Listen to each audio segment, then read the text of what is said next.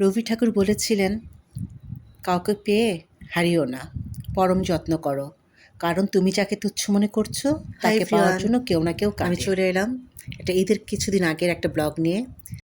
আমরা যখন না খুব সহজে কিছু পেয়ে যাই তখন সেই জিনিসটার মূল্য দিতে চাই না, সেটা হোক ভালোবাসা, সম্মান, শ্রদ্ধা।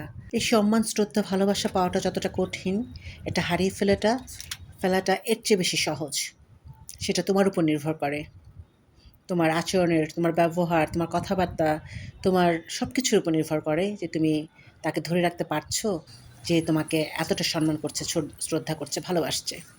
তো যাই হোক, কথা বলতে বলতে আজকে আমরা চলে এসেছি কোথায় জানো তো? লা মেরিডিয়ান। এটা হচ্ছে একটা 5 স্টার হোটেল, নিকুঞ্জ 2, এয়ারপোর্ট রোডে।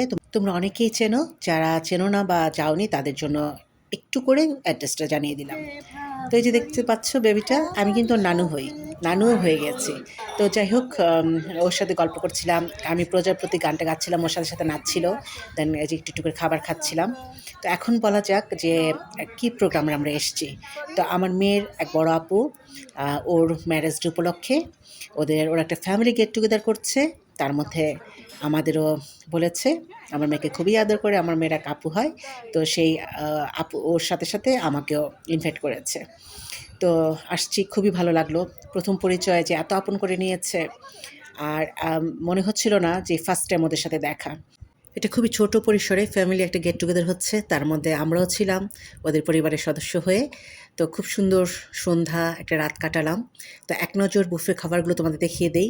আর বুফে খাবার তো এটাও তোমরা সবাই জানো যে কত রকমের আইটেম থাকে, তো যারা খেতে পারে তাদের জন্যই ভালো। আর আমরা মা মেয়ে তো এই তো একটু একটু করে নিচ্ছি, খেতে পারছি না, আর এতগুলো আইটেম তো খাওয়া সম্ভবই না।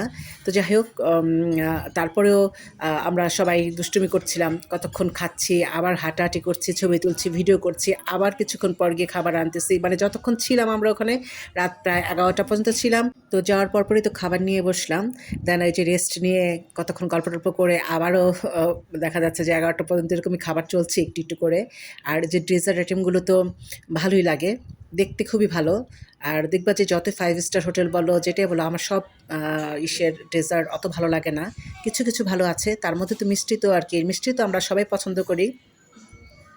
তো ওদের ডেজার্টের ডেকোরেশনগুলো দেখতেই যতটা ভালো, দেখতে আকর্ষণীয়, কিন্তু খেতে গেলে অতটা আমার কাছে ভালো লাগে না। এখন তোমরা একমত কিনা জানি না, কমেন্টস করে জানাতে পারো। ইফাত এবার কিছু সি ফুড নিয়ে এসছে, তো আমাকে বলছে আম্মু একটু ট্রাই করো। তো আমি ওদের প্লেট থেকে একটু একটু করে ট্রাই করছি। আর এই যে এটা হচ্ছে মোহিতো নিলাম, খুবই ভালো লেগেছে এই ড্রিঙ্কসটা আমার কাছে, যেহেতু গরম ছিল। তারপর খাওয়া দাওয়ার পরে আমাদের একটা ছোট্ট একটা গানের প্রোগ্রাম হলো। তো এখানে ওরা পরপর অনেকগুলো গান গেয়েছে।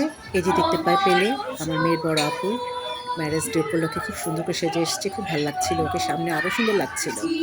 যাই হোক, ওদের গান টান শেষ করে তার বিদায় নিয়ে আমরা বাসায় ফিরবো। এই ছিল আমাদের ছোট্ট একটি ভিডিও, আশা করি তোমাদের ভালো লাগবে। ভালো লাগলে লাইক, কমেন্ট, শেয়ার করতে ভুলো না প্লিজ। আবারও দেখা হবে। আল্লাহ হাফিজ, টাটা, ভালো থেকো সবাই।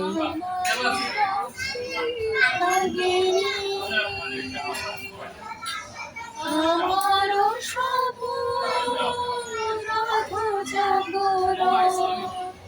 চিরদিন তোমারই তুমি